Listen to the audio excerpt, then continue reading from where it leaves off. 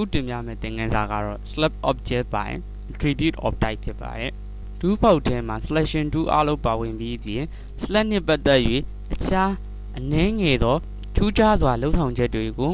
menu ထဲက slab လုပ်တယ်ဆိုတဲ့ကဏ္ဍလေးတွေကိုတွေ့မြင်ရမှာဖြစ်ပါတယ်။ slab menu ထဲသို့ဝင်ကြည့်ပါ။ slab scene နဲ့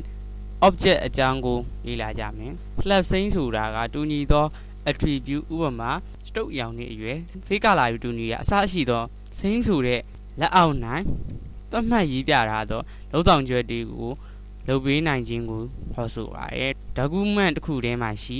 လုံးဝတူညီသော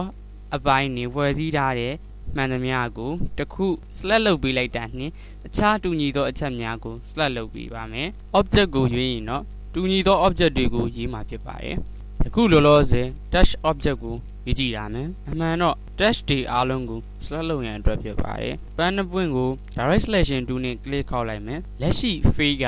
gradient color ဖြစ်နေကြောင်းပေါ်ပြနေပါတယ်။ဒါဆိုရင်၎င်း gradient color နဲ့တူညီတဲ့အခြားသော object အားလုံးကို select ပြစ်ချင်တယ်ဆိုရင် select menu ထဲသို့ဝင်၍ stroke color ကိုရွေးလိုက်လေ attribute တူညီနေကြတဲ့အတွက် select လုပ်ပြီးမှဖြစ်ပါတယ်။ယခု document ကို deselect ပြန်လုပ်မယ်။ပန်းပွင့်အသေးကို select လုပ်ထားမယ်။အဓိကကတော့၎င်းနဲ့ attribute တူတာတွေကို select လုပ်ဖို့ဖြစ်ပါတယ်။ဥပမာအားဖြင့် fade and stroke attribute တွေ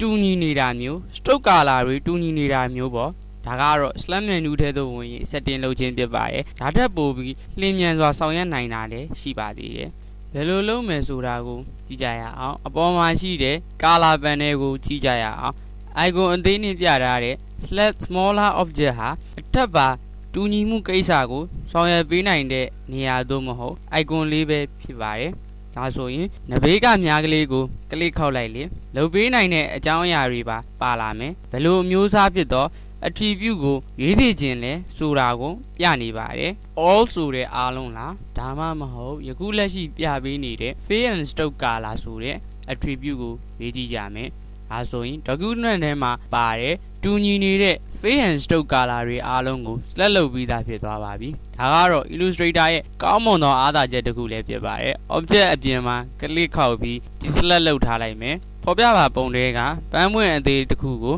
direct selection 2 နဲ့ select လုပ်ကြည့်မယ်။နောက်ပြီးတော့ icon ကို check ခောက်လိုက်ရင်၎င်းနှစ်ဘေးက recolor artwork ဆိုတဲ့ icon ပေါ်လာမယ်။၎င်း icon ရောင်စုံလေးကို click ခောက်လိုက်ရင်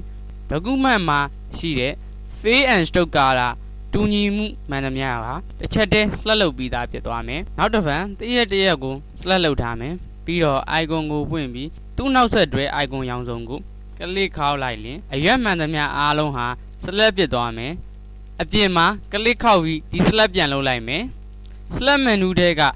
object ထဲသို့ဝင်ကြည့်ကြရအောင်။အကယ်၍သင်ဟာ web graphic ကိုလုပ်နေတယ်ဆိုရင် Illustrator က guide ပေးတဲ့အခါ pixel guide တွေကိုပြနေလိမ့်မယ်။၎င်း pixel guide တွေဟာ artwork ကို automatic snap လုပ်ပေးကြမယ်။တနည်းအားဖြင့် pixel guide တွေဟာ artwork element တွေကိုအလိုလျောက်ဆွဲကပ်ယူသွားမှာဖြစ်တယ်။ pixel guide တွေဟာသူ့ဟာသူအလိုလျောက်မကပ်ယူစေခြင်း not align to pixel grid ကိုရွေးပါ pixel grid ကိုဘယ် object element မှာ snap လုပ်လို့မရတော့ဘူးပေါ့ manual နဲ့ snap လုပ်ရမယ်။ clipping map တွေလည်း document ထဲမှာအများကြီးရှိနေရင်လည်း object တွေကို select လုပ်နိုင်ပါတယ်ယခုကတော့ slab scene နဲ့ object တင်ယူပြီးဖြစ်ပါရဲ့အကယ်၍ object တွေဟာ lock ဖြစ်နေရင်၎င်း select ကိစ္စကိုလှုပ်ဆောင်နိုင်မှာမဟုတ်ပါဘူး object unlock လုပ်ပြီးမှလှုပ်ဆောင်နိုင်မှာဖြစ်ပါတယ်